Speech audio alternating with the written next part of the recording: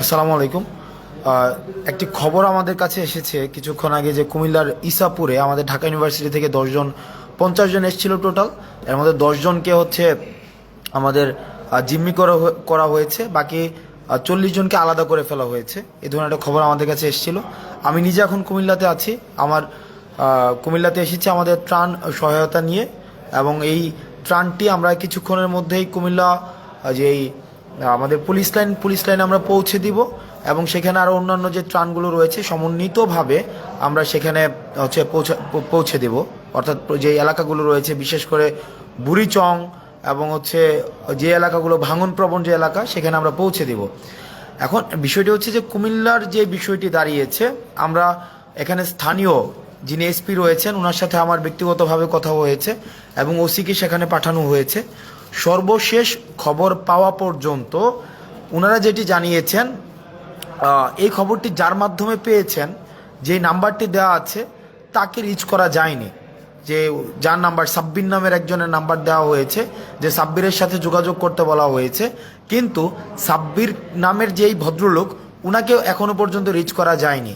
এবং এই খবরটি আসলে সত্যতা কতটুকু সেটি নিয়েও এখনো পর্যন্ত আমরা সন্দিহান। কারণ এসপি মহোদয় এবং হচ্ছে ওসি নিজে গিয়েছেন, এখনো পর্যন্ত এই ধরনের কোনো খবর পাওয়া যায়নি। মানে এখনো পর্যন্ত এই ধরনের কোনো পাওয়া যায়নি। তো অনেকে ভাবছে হয়তো যে তাদেরকে ডাকাত সন্দেহে এলাকাবাসী হয়তো আটক করেছে। ওই যে 50 জন ওখানে রয়েছে, এইটি সত্যতা এখনো পর্যন্ত নিশ্চিত করা যায়নি। তো আমরা চেষ্টা করছি।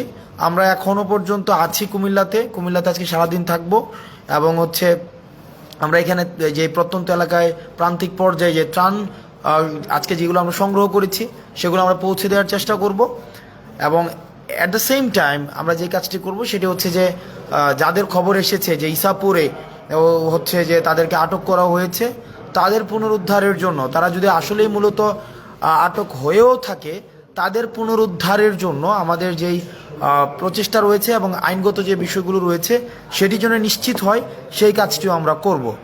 ঢাকা ইউনিভার্সিটির যারা রয়েছেন, আমার সহপাঠী থেকে শুরু করে সিনিয়র জুনিয়র, আপনারা বিভিন্নভাবে কনসার্ন জানাচ্ছেন আজকে বেশ অনেকক্ষণ ধরে আমাকে বিভিন্নভাবে আমাকে জানাচ্ছেন। আমি আপনাদেরকে বলবো যে এখনো পর্যন্ত এই ধরনের ঘটনা ঘটেছে বলে আমাদের পুলিশ থেকে আমরা জানতে পারিনি।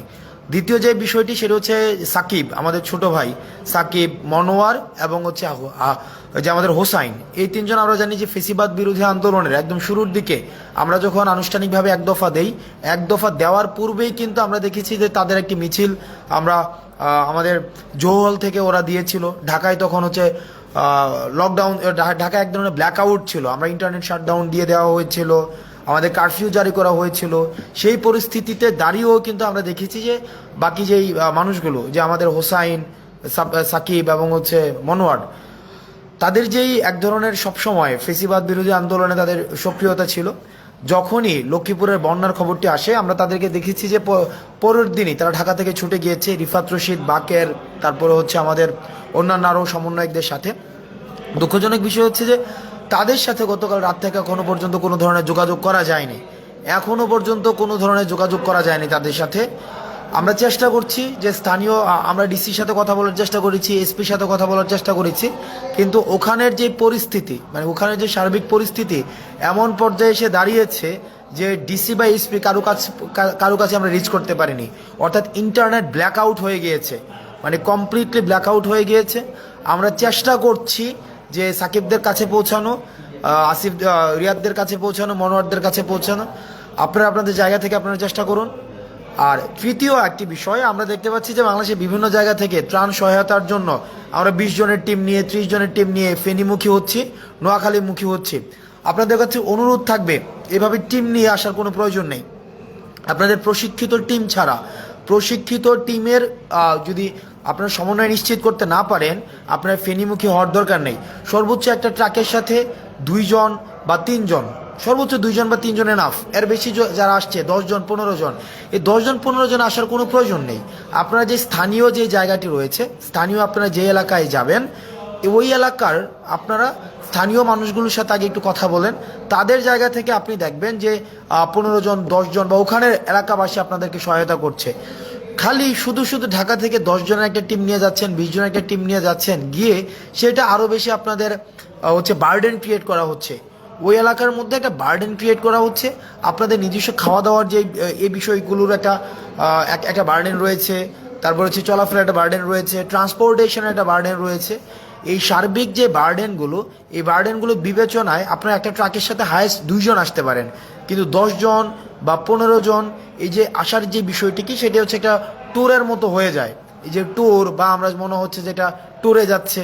আমরা স্বাগত জানাই মানুষের যে অংশগ্রহণ হচ্ছে যে ত্রাণ কার্যক্রমের মধ্যে, এই বিষয়টিকে আমরা স্বাগত জানাই, কিন্তু এভাবে 10 জন 15 জন এভাবে যাওয়ার বিষয়টিকে আমরা নিরুৎসাহিত করি নিজেকে সেভ করার জন্য। গতকাল ঢাকা বিশ্ববিদ্যালয়ে একটা বোট ডুবে গিয়েছিল ফেনীতে, তাদেরকে রেস্কিউ করার জন্য আমাদের আবার টিম পাঠাতে হয়েছিল।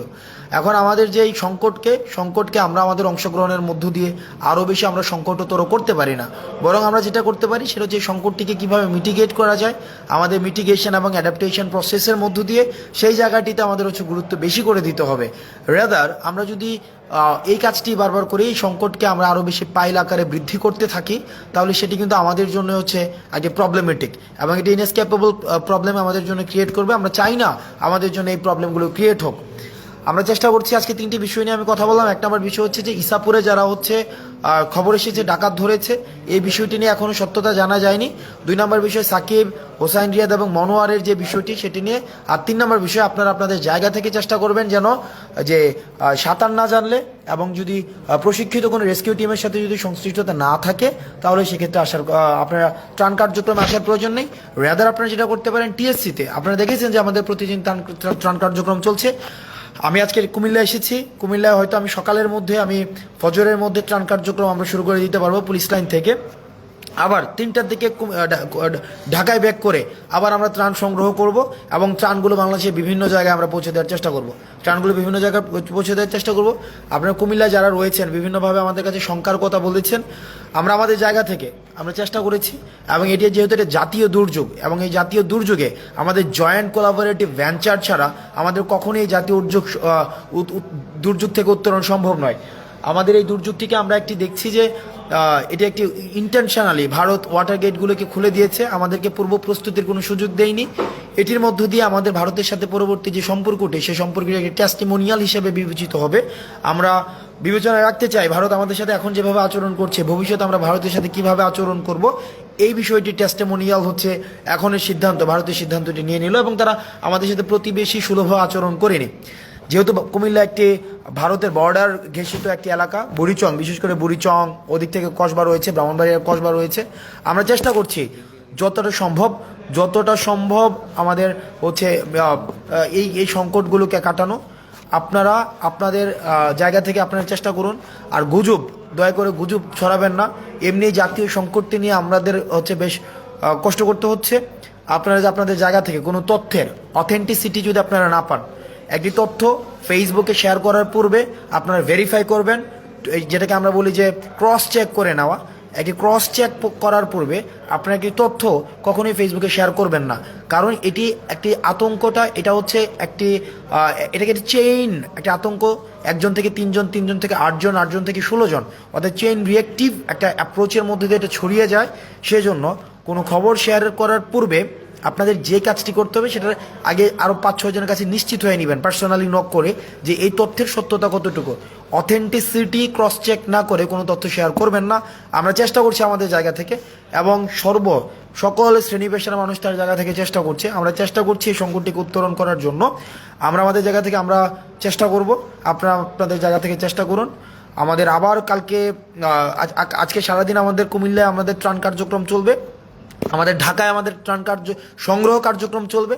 আমাদের কিন্তু ঢাকায় যে ত্রাণ সংগ্রহ কার্যক্রম সেটি কিন্তু অব্যাহত থাকবে। টিএসসিতে আমরা দেখেছি যে সকল শ্রেণী পেশার মানুষ হচ্ছে ত্রাণ যেটি দিচ্ছেন সেটি হচ্ছে আমরা একটু অভূতপূর্ব আমরা সাড়া পেয়েছি, এবং যেই পরিমাণ ত্রাণ আজকে আমরা সংগ্রহ করেছি সেটি হচ্ছে আনকাউন্টেবল অ্যামাউন্ট অফ ত্রাণ আমরা পেয়েছি। এই ধরনের ত্রাণ আমরা দুর্যোগ মন্ত্রণালয়ে আমাদেরকে লজিস্টিক সাপোর্ট দিচ্ছে, কিভাবে সেটাকে ম্যানেজমেন্ট করা যায়, এবং সেখানে আমরা দেখেছি যে মানুষের কি অভূতপূর্ব অংশগ্রহণ, সকল শ্রেণী পেশার মানুষের অংশগ্রহণ, শিশু, বৃদ্ধ, বাচ্চাদের অংশগ্রহণ, সেটা আমাদেরকে অনেক বেশি উজ্জীবিত করে। এবং আমি যদি বলি জাতীয় ঐক্যের বহিঃপ্রকাশ সেটির আজকের যেটাকে আমরা ইপিটমি বলি, ইপিটম of the best examples of the ইউনিফিকেশনস of national unity, সেটি হচ্ছে আজকে টিএসসিতে ছিল। মত নির্বিশেষে আমরা দেখেছি যে কিভাবে মানুষ হচ্ছে আজকে আমাদের ত্রাণ দিয়েছে, এবং আমরা এটিও নিশ্চিত করতে চাই যে ত্রাণের যে অর্থটি আমরা সংগ্রহ করছি সে অর্থের জন্য স্বচ্ছতা থাকে, সেটির জন্য অ্যাকাউন্টেবিলিটি থাকে, সেটি আমাদের খরচের পরে আপনাদের কাছে প্রত্যেকটা জিনিসের আমাদের হচ্ছে এন্ডোর্সমেন্ট দেওয়া হবে, কোথায় কি খরচ হয়েছে, কোথায় কি খরচ হয়নি। আপনারা আপনাদের জায়গা থেকে সচেতন থাকবেন, সাবধানে থাকবেন। সালামু আলাইকুম।